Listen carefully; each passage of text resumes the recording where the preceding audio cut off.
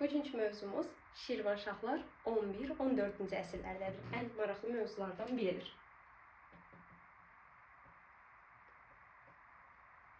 Bildiyimiz kimi Şirvanşahlar dövləti 861-ci ildə yaranmış və 1538-ci ildə süqut etmişdir. Şirvanşahlar sülaləsini 3 sülalə idarə eləmişdir.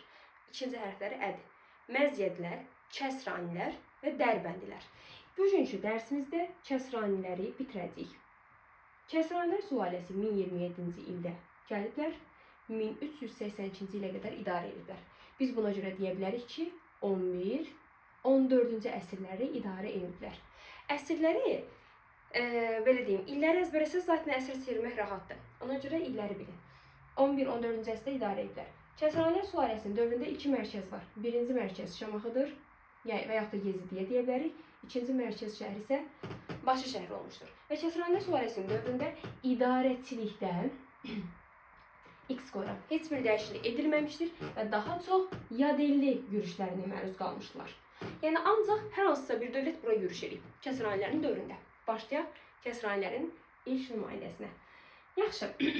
Birinci Mənüçövr. Birinci Mənüçövrün dövrü 1027-1034. Siz 1034-ü bir də bu şəkildə yadda saxlayın ki, Şəddadilərin 2-ci Ləşkər adlı bir başçısı var idi. 2-ci Ləşkərin hakimiyyətə gəlib 1034-də, Mənüçövr isə hakimiyyətdən gedib 1034-də. Mənüçövrün dövründə nə olub? Slavyanların yürüşü. Axı biz nə dedik? Yadellər yürüş edib. Demək, ilk yadelli yürüşləri yoza bilər. Kəsranilərin dövründə ilk yadelli yürüşləri Slavyanların adı ilə bağlıdır. Bəli, doğru fikirdir, Slavyanlarla bağlıdır.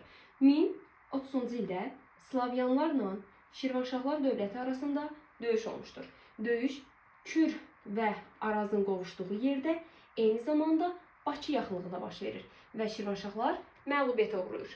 Daha sonra isə Mənüçövr bunların yürüşlərinin qarşısını almaq üçün Araz sayında bir bənd salır və bunun Slavyanları ölkədən çıxarır. Slavyanlar kimdir? Ruslardır. İkincisi 1032 və 1033-cü ildə Slavyanlar bu səfər tək gəlmir, yanına alan tayfaları və sərir. Sərilər dağlı tayfalardır. Bunları da alıb gəlir Şirvanşahlar üzərində yürüş edir. Hətta Şirvanşahların paytaxtı Şamaxı şəhərində dağıntılar törədirlər və 32-ci ildə Dərbət hakimliyi bunları ölkədən qovub çıxarır. 33-cü ildə yenidən yürüş edirlər. Məqsədləri Dərbət şəhərindən hakimliyindən qisas almaqdır. Və bir də yenidən təzədən məğlub olub gedirlər. Yəni 1030, 32, 33 Slavyanların Azərbaycana Şirvanşahlar üzərində, yəni yürüşlərdir. Hakimiyyətdə kimdir? Birinci Mənüçövr. Bitdi. Birinci Mənüçövrdən sonra hakimiyyətdə biz görürük. Birinci Fəribürüzü. Super IQ səviyyəli Fəribürüz. Görək bu nə edibdir? Bunun dövründə 1066-cı ildə Səlcuqlara tabe olur. Yəni Alparslanın göndərdiyi Qaratəkin tərəfindən məğlubiyyətə uğradaraq belə deyək də tabe olmuş olur. Və Şirvanşah titulu əlindən alınır, Məlik titulu verilir. Fəribürüzün Səlcuqlara tabe olması ilə nəticədə nə oldu? Bütün Şirvanşahlar, yəni bütün Azərbaycan Səlcuqlar tərəfindən fəth olunması başa çatdırıldı və Səlcuqlara xərac ödəyəcək. 40.000 dinar məbləğində. Deməli deyirik, birinci Fəribürüz Səlcuqlardan tabe olunan nəticəsində nə oldu? 1. 40.000 dinar xərac ödəyəcək. 2. Şirvanşah titulu ləğv olunacaq və Məlik titulu veriləcək. Və bütünlüklə Azərbaycanın Səlcuqların tərkibinə daxil olmuş olacaq. Niyə belə eləyirlər? Çünki Fəribürüz müqavimət göstərir. Deməli, məsələn, Rəvadilər mən sizə dedim, xərac göndərir. Bizans 1071-ci ildən sonra xərac göndərir, bir də Şirvanşahlar xərac göndərir. Amma Şəddadilər xərac göndərmir, müqavilə imzalayır. Topluda var, yəni dedim ki, biləsiz. 1075-ci ildə Dərbəndi tamamilə öz ölkəsinə birləşdirir. Dərbəndin tabe olunması var, 908. Tam birləşməsi isə artıq Kəsranilərin dövrünə düşür. Birinci Mənüçövrdə bitdi. Burada deməli bir dənə dövlət var. Səlcuqlar Cənubi Qafqazda əsas siyasi amilə malik olduğuna görə Gürcülər narahatçılıq doğurur. Bura bir qeyd yazırıq. Qeydimiz budur. Gürcülər eyni zamanda Qıpçaq türkləri, başçısı da hətta Atrakdır. Üstəgələk Bizans. Bunlar birləşiblər. Yanlarına da deyirlər hansı dövlət olsun. Gürcü hökmdarı da 4-cü Daviddir bu arada. Deyir, 4-cü dövlət də alaq yanımıza, o kim olsun? Hə, Şirvanşahlar olsun. Niyə Şirvanşahlar olsun? Çünki Şirvanşahlar tabe olub, baxı Səlcuqlara arasını vurmaq istəyir. Məqsəd nədir? Demək, Gürcü Qıpçaq, Bizans deyir, yanımıza Şirvanşahları alaq. Kimə qarşı? Səlcuq türklərinə qarşı. Yaxşı, bunu 4-cü David, yəni Gürcü hökmdarı nə üçün istəyir? Səbəbi oldu. Gəlsin Səlcuqları buradan qovub çıxartsın, yəni türkləri buradan çıxartsın, Şirvanşahlar ərazisinə və Azərbaycanın qərb torpaqlarını işğal eləsin. Demək, məqsədi bizim gözümüzə, qarşımıza vurulmayıb. Bizim torpaqlarımızı işğal edir. Məqsədi nədir? 1. Səlcuqları qovsun. 2. Azərbaycanın qərb torpaqlarını tutsun. Siz də Gürcüləri kim dəstək verəcək? Bizim bir nömrə düşmənlərimiz olan, dövlət olmayan ermənilər və belə deyək də ermənilər. Ermənilər Gürcülərə dəstək verir. Hə, şirinliklər işdirir də, düz edirsiniz. Gedin qərb torpaqlarını işğal edin və s. Və buna bir şərait yaranır. Şərait yaranan amil nədir? Səlibçilərin, deməli, Səlcuqlar üzərində yürüşləri. Səlibçilər kimdir? Katolik kilsəsi, yəni katoliklərdir, xristianlardır, Avropa dövlətləridir. Bunlar axı yürüş edir şərqə doğru. Geylərcə şərq dövlətlərini işğal edirlər. Səlibçilərin də Səlcuqlar üzərində yürüşü buna bir şərait yaradır. Artıq Səlcuqlar zaten zəifləyib Səncərin dövründə. Bir də Səlibçilər yürüş edib. Fürsətdən də istifadə edib Gürcülər ki, buradan qovaq, elə gələk Azərbaycan işğal edək. Yaxşı, həmin vaxt Şirvanşah hökmdarı kimdir? 1-ci Afridun. 1-ci Afriduna 4-cü David deyir ki, gəl tabi ol, gəl birləşək, Səlcuqları qovaq eləyək. 1-ci Afriduna deyir ki, inadım inat, əsla sizə tabi ola bilmərəm, Səlcuqlarla müttəfiqliyi pozmaram. Demək, Səlcuqlarla müttəfiqliyi pozmayan kimdir? 1-ci Afridundur. 4-cü David əsəbləşir, 1120-ci ildə yürüş eləyir Afridunun üzərinə və Qəbələni qarət eləyib gedir. Qəbələ şəhərini eləyir, qarət eləyir. Baxın, Mənsuri dövründə xarici basqın nə oldu? Slavyanların yürüşü. Fərüzün dövründə xarici basqın nə oldu? Səlcuqların yürüşü, düzdürmü? Mənsuri ilə Fərbrüz 11-ci əsrdə yaşayıb, baxın, 1000-ci illərdir. Deməli, 11-ci əsrdə nə olub? Səlcuqlardan asılı olublar. Yazıram bura. 11-ci əsrdə nə olmuşuq? Səlcuqlardan asılı olubdur. Amma artıq 12-ci əsrdə Səlcuqlara tabi olmuruq. Dediğiniz şeyi əzbərləməyin, başa düşün. Hətta Fərbrüz tabi olub, neçənci əsrdir? 11-ci əsr. Artıq Afridundan sonra hakimiyyətə gələcək şəxs, o da çünki 12-ci əsrdə yaşayacaq, o deyir, mən Səlcuqlara tabi olmayacağım. Görə o şəxs kimdir? O şəxs 3-cü Mənüçöhrüdür. 3-cü Mənüçöhr nə edir? Hakimiyyət dövrünü yazaq. 1120-1160. Bu, deməli, Azərbaycan Şirvanşahlar dövlətindən qız tapmayıb, gedib Gürcüstandan qız alıbdır. 4-cü Davidin özdə qızını. 4-cü Davidin qızı kimdir? Tamar. Deməli, birincisi nə edib? Gürcülərlə qız alıbdır. Deməli, Gürcülərlə əlaqəsini yaxşılaşdırıb. İkincisi də nədir? Deyir ki, artıq biz Səlcuqlar dövləti zəifləyib da, belə deyək. Səlcuqlar dövləti çünki çöküş yaşayır həmin vaxt. Hə, deyir, istifadə edir ki, Gürcülərlə kompakt yaradır. Gürcülərlə ittifaq yaradır. Yaxşı, hətta zəng eləyir Mahmuda, deyir ki, mən sənə tabi olmuram. Yəni, Səlcuq başçısı Mahmuda deyir ki, mən sənə saymıram, sənə xərac verməyəcəm. Nə vaxt deyir onun? Təxminən 12-ci əsrin 20-ci illərində. Deyir, buna əsəbləşən Səlcuq hökmdarı 1123-cü ildə adı Mahmuddur. Mahmud gəlir bunun üzərinə. 3-cü Mənüçöhrün üzərinə. Mahmud birinci qalib gəlir, amma sonra məğlubiyyətə uğrayır. Niyə? Bərabərdir. Şirvanşah yanına gəlib Gürcüləri alıb, bir də Qıpçaqlar harda aş, orada başdılar. Bu üçü birləşib Mahmuda qarşı. Mahmud kör peşman, şəhərsini götürür, geri qayıdır. Deməli, nə oldu? Mənüçöhr neyədir? Səlcuqlarla ittifaqı pozdu. Niyə? Bir Gürcülərlə ittifaq yarattığına görə, bir də Səlcuqlar dövləti zəifləmişdi ona görə. 1123 nə oldu? Səlcuqların Şirvanşahlar üzərində yürüşü, amma Səlcuqların məğlub olması. İndi burada bir dənə bizim qeydimiz var. Qeydimiz nədir? Qeydimiz budur ki, 4-cü David bekar durmur, 11-21 deyirik biz buna. Didqori döyüşü olur 1121-ci ildə. Didqori döyüşü Səlcuqlarla Gürcülər arasında baş verir. Və Gürcülər qalib gəlir, Səlcuq məğlubiyyətə uğrayır. Nəticədə Gürcülər 1122-ci ildə Tiflis müsəlman əmirliyinə son qoydular. Yadınızda demişdim, 730-cu ildə yaranacaq, 1122-ci ildə 4-cü David tərəfindən məğlubiyyətə uğranacaq və Tiflisi Gürcüstanın paytaxtı eləyəcək. Kim? 4-cü David. 1121-ci ildə. Demək, 4-cü David nədir? 1120-də Qəbələni tutdu. 1121-də Didqori döyüşü elədi. 1123-də Tiflis müsəlman əmirliyi məğlubiyyətə uğratdı. 1123-cü ildə getdi Qıpçaq və Şirvanşahla birləşərək Səlcuqlarla mübarizə apardı. Və 1124-cü ildə artıq bu Mahmudun, yəni bu ölkədən çıxmasının istifadə edən 4-cü David yenidən Şirvana yürüş eləyərək Şamaxı və Buğurt qalasını da tutur. Şamaxı və Buğurt qalasını tutandan bir il sonra 4-cü David ölür. Deməli 4-cü David ölməsəymiş, Şirvanşahlar gürcülərin əlində keçəcəkmiş. Elə orada da qalacaqmışlar. Çünki niyə? Bir dənə möhtəşəm hökmdarı var. Ona görə yəni gedib təbi olacaqdı. Yaxşı ki ölür. Belə deyək də ildə bir dəfə bizim burada şey olur. Bizə nə deyirlər, şansımız gətirmiş olur. 1125-də nə oldu? David öldü. Baxın elə, illər gözünüzdə qorxulmasın. 1120. Elə 11-i yada saxla, 20 nədir Qəbələni tutdu. 21 nədir Dilqori döyüşü. 22 Tiflisə son qoydu. 23 getdi Mahmudla döyüşdü. 24 Şamaxı Boğurdu tutdu. 25 öldü. David öləndən sonra hakimiyyətə gəlir Gürcüstanda 1-ci Demetra adlı şəxs. 1-ci Demetrada nə edir? Demə, maraqlı deyil, atam nə işlərdə məşğuldur. Mən Şirvanşahlardan dostluq münasibətindəyim. Yəni mənim məqsədim buranı gəlib işğal eləmək deyil. Aha, belə olanda nə olur?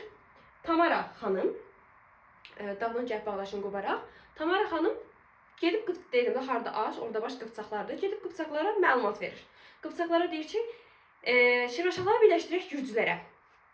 Görürsünüz xalqın gəlinlərini. Hə, deyir, qıpçaqlara deyir ki, yəni gürcüləri birləşdirək Şirvanşahlara. Elə olanda Atabəylər dövləti deyir, ay bala, hardan gəlib hara gedirsən deyir. Atabəylər deyir, stopla və Tamarın o planını baş tutmur. Kimin sayəsində? Atabəylərin sayəsində. Qıpçaq adını biz harda eşitdik? Burada. Gürcü Qıpçaq və Bizansla birləşmişdik. Kimə qarşı? Səlcuqlara qarşı. Sonra burada Şirvan Gürcü Qıpçaq yenə birləşib Mahmuda qarşı. Hətta Dilqori döyüşündə burada təkcə gürcülər iştirak eləmir. Yenə Qıpçaqda fikir verin, Gürcü Qıpçaq hər yerdən çıxır. Əlavə olaraq yanlarına Osetinlər, bir də Səlibçiləri alıblar. Aha, gəl baxın videoya. Bəli, əla. Yaxşı, 3-cü mənim çövürdən sonra hakimiyyətə gəlir mənim sevdiyim şəxslərdən biri. 1-ci Axsitan. 1-ci Axsitanın hakimiyyət dövrü 1160-da gedir. 1160-1196. Bu, belə deyək də, hər kəsdən dost olan şəxsdir. Hər kəsdən dost olur. Kimdən dost olur? Deməli, belə deyirsiniz. 1. Atabəylərlə dostdur. Atabəylərin yerinə Eldənizlər də yaza bilər. Amma Atabəylərin köməyi ilə hakimiyyətə gəldiyinə görə eyni zamanda Atabəylərdən asılı olubdur. Özdə 2 dəfə. Yadınızda saxlayın. Atabəylər dərsini kesin, daha geniş izah edəcəm. Eldənizlərdən nə edir? Atabəylər və yaxud da ikinci adı Eldənizlərdir. 2 dəfə asılılığı qəbul edib, amma eyni zamanda dostdur. İkincisi, Xarəzmşahlarla dostdur. Üçüncüsü, Gürcülərlə dostdur. Və dördüncüsü hansı qaldı? Səlcuqlarla dostdur. Hamısına nə edib? Dost olub. Görürsünüz necə ağıllı hökmdardır. Və daha sonra nə edib? 5. Dərbənd səddini təmir elətdirib, qala və istehkamlar qurub. Eyni zamanda iqtisadiyyat və mədəniyyət inkişaf etmişdir. Bir dənə də bədbəxt hadisəsi var. Təbii ki, bu yaxşı olmalı, mütləq bir şey olmalıdır. Ortaya o çıxır. 1192-ci ildə Şamaxı şəhrində zəlzələ olur. Bu 1042-ci il Təbrizdə baş vermiş zəlzələnin ortaq xüsusiyyətidir. Zəlzələ nəticəsində Şamaxı dağılır, hətta ailəsi də məhv olur və paytaxt hara köçürülür? Bakı şəhərinə. Deməli, Dərbəndi təmir elətdirdik, yüksək sazla hətta ortaq xüsusiyyətidir. Bakı paytaxt eləyir və bunların hər birindən dost olmuşdur ki, 1-ci Axistan. Baxın, mavi mənim karandaşım, ümid edirəm ki, yazır. Yaxşı. 1-ci Mənçörlə 1-ci Fəribrüz neçənci əsrdə yaşadı? 11-ci əsrdə. 1-ci Afridun, 3-cü Mənçörü 1-ci Axistanda 12-ci əsrdə yaşamış şəxslərdir. 12-ci əsrdə yaşamış şəxslərdir. Bir də bir şey qeyd edeyim. 4-cü David ölür 1125-ci ildə, düzdürmü? Biz burada deyirik ki, Şirvanşahlar müstəqilliyini tam şəkildə bərpa elədi. Çünki 1123-cü ildə də müstəqil olmuşdular. Səlcuqlara tabe oluruq Fəribrüz 1066-dan. Qoy bir dənə yazı deyim. Bax, Səlcuqların 1066-da neynədir? Şirvanşahlar özünə tabe elədi. Düz 1123-ə qədər. 1123-cü ildə çünki Mahmudu məğlubiyyətə uğradılar, Səlcuq hökmdarıdır. Və bunu buradan qovurlar. İraq Səlcuq hökmdarıdır. Demək, 1066-dan 1123-cü ilə qədər qalıb Səlcuqların əlində. Səlcuqların əlində. 1125-ci ildə 24-də axı tutur. 25-ci ildə isə Gürcülərin hökmdarı 4-cü David öləndən sonra müstəqilliklərini tam bərpa edirlər. Tam bərpa edirlər. Onu yadınızda saxlayın. Bir də 12-ci əsrin belə deyək də ortalarından mı deyim, sonunda mı deyim, 12-ci əsrdə ən güclü dövrləridir. Yəni Cənubi Qafqazda ən güclü dövrləri olmuşdur. 12-ci əsr. Onu orada yadda saxlayırsınız. Tamam, buranı qeyd edəcəksinizsə silirəm. Keçirəm növbəti hökmdarları. Növbəti hökmdarlar çox sayıdadır. Deməli, 3-cü Fəribrüz, 2-ci Axistan. Yaxşı. 3-cü Fəribrüzün dövrünə nə deyirik? 1. 1227-ci ildə Xarəzmşahlardan, yəni Cəlaləddin'dən asılı vəziyyətə düşüb. 1239-cu ildə Monqolların ikinci yürüşü zamanı Şirvan tutulur və bununla da Monqollar Azərbaycanın fəthini başa çatdırırlar. Yəni Monqolların ikinci yürüşündən və Xarəzmşah Cəlaləddin'dən asılı olan kimdir? 3-cü Fəribruz. Bitdi. Gəldim ikinci Axsana. İkinci Axsan isə Monqolların üçüncü yürüşünə məruz qalır və Hülakilərdən asılı hala düşür. Düzdür, öz adlarına pul kəsirlər, amma daha çox Monqolların adları ön planda olur ikinci Axsanın dövründə. Və burada bir qeyd veririk. 13-cü əsrin 40-cı illərində, üzr 13-cü əsr nədir? 13-cü əsrdə Hülaki var. 14-cü əsrin 40-cı illərində Hülakilər zəifləyir və yavaş-yavaş onların asılılığından çıxmağa çalışırlar. Sonra burada digər hökmdarımız var. Çavuz İbn Keyqubat. Elə adını da oxşuyur. Çavuz İbn Keyqubat nə edir? Bu, deməli, Cəlarilər dövlətindən asılıqdan çıxmaq istəyir. Həmin vaxt Cəlari hökmdarı Üveysdir. Cəlari hökmdarı Üveysdən asılıqdan çıxmaq istəyir. Və yürüş eləyir Təbriz üzərinə. Daha sonra Cəlari Üveys təzədən Çavuzun üzərinə yürüş eləyir və 1367-ci ildə Cəlalilərdən asılı hala düşür. Fikir verirsiniz, ancaq xarici, ancaq kimsə asılı haldadır. Yəni bir təfədə bir də son qoysa canını tutarsa. Çünki ancaq asılı hal olur. Bu nədir ki, yəni? Baxın, 3-cü Fəribruz Monqollardan Xarəzmşah Cəlaləddin'dən asılı oldu. Axsan Hülakilərdən asılı oldu. Çavuz da Cəlari Üveysdən asılı oldu. Gözü kimdənsə asılı olur. Axırıncı gəlir Huşəngə. Huşəng sonuncu Kəsrani sülaləsinin nümayəndəsidir. Bu nə edir? Bunun dövründə Muğan tabi olunur. Muğan bir də Rəvadilərin Əbülhican dövründə tabi olunan ərazidir. Bu arada oxşar xüsusiyyətləridir. Muğan tabi eləmək istəyir. Amma bir də dövlətin əvvəlki vəziyyətinə gətirmək istəyir. Amma bunu bacara bilmir. Və eyni zamanda feodallardır, kəndlərdir. Üsyan edir, nəticədə Huşəng devrilir. Bununla da Kəsranilər sülaləsi bitdi. Baxın, bu sizin Kəsranilər sülaləsi. Bir də qeyd edirəm.